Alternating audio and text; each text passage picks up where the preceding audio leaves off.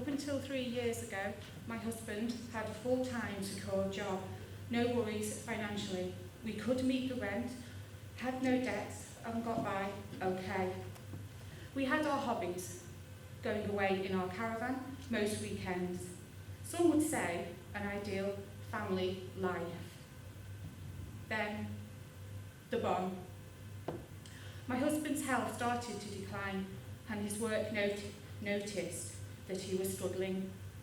At first they reduced his hours, and then, when they thought he wasn't fit enough to do his job, they laid him off. He did manage to get another job, but the hours were only casual, and he couldn't earn enough to pay the bills. We weren't entitled to any help like working tax credits. I carried on regardless. His health continued to decline, and we started to get letters from the Housing Trust saying we were in rent arrears. By this time, we were also struggling to put food on the table. So I sold a few things, like the computer, and I even pawned my wedding ring. I dreaded postman coming, and I seemed to be making phone calls, trying to buy time with people, telling them we were just going through a bit of a rough patch. I was kidding myself that it was going to get better and we'd be okay. On top of all this, I could see my husband's health getting worse, and I was having to care for him when he had always been the main provider. It was so hard to see him so poorly when he'd never really been ill before. I was trying to keep everything afloat and deal with my own feelings and emotions. I was at the end of my tether. Then I picked up a copy of Your Home, the magazine for tenants from Weavervale Housing Trust. In it, I read about how you could lose your home if you didn't pay your rent, and to tell them if you were concerned. It then hit me that we could lose our home if I didn't face facts and pick up the phone to talk to someone. Who was I kidding that it was all going to be okay? So I made that call and started to work with the Money Matters team. I owe a lot to Kelly. She gave me a lifeline. She believed in me. They helped us claim benefits, including personal independent payment, or PIP as it is known, made appointments for me to deal with our debts, and arrange a payment plan for the rent. This gave me a real confidence boost, and I could eventually see some light at the end of a very, very long tunnel. Unfortunately, claiming benefits was not very straightforward. We had to attend 2 assessments for PIP, each time having to travel to appointments which was costly and very difficult under the circumstances. At both appointments, the assessors failed to turn up, which added to the delays. This took 6 to 7 months, and all that time no payments were made. Until we knew if we'd get PIP, we didn't know if we could claim universal credit.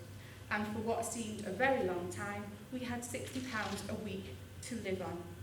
We were given 3 food bank vouchers during this time. This really upset me. I felt like a failure, and I couldn't get any lower. I was disgusted at the benefits system for making me so downgraded. My husband had worked all his life, and now, when he needed help, we had to rely on charity to help us cope. Eventually, all our benefits were sorted out and backdated, but we'd had to suffer for the best part of a year. During this time, I'd also lost 2 very close family members. They never got to see the outcome, but I have to find comfort that they are looking down on me now and can see that I'm all right. Universal credit has been a nightmare. The waiting time is terrible. You are not getting the money when you need it, and there is no help in the meantime.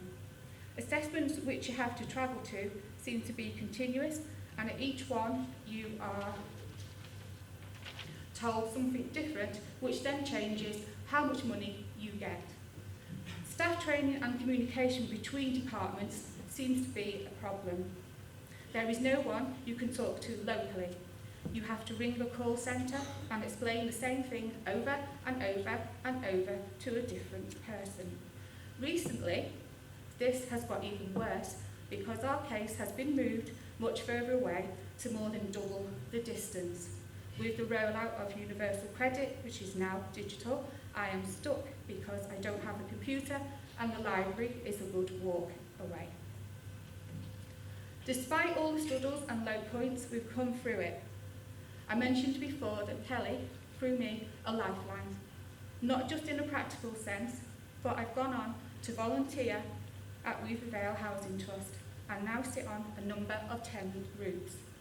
I'm really enjoying it and like having a voice to help improve services for tenants and to make sure the trust is doing their best to look after the well-being of tenants.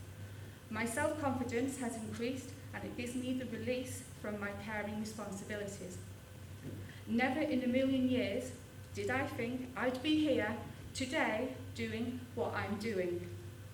I really feel empowered to help make a difference and use my experience to help others and to let them know that you cannot hide away and that you can reach out for help because you can survive. What doesn't kill you only makes you stronger.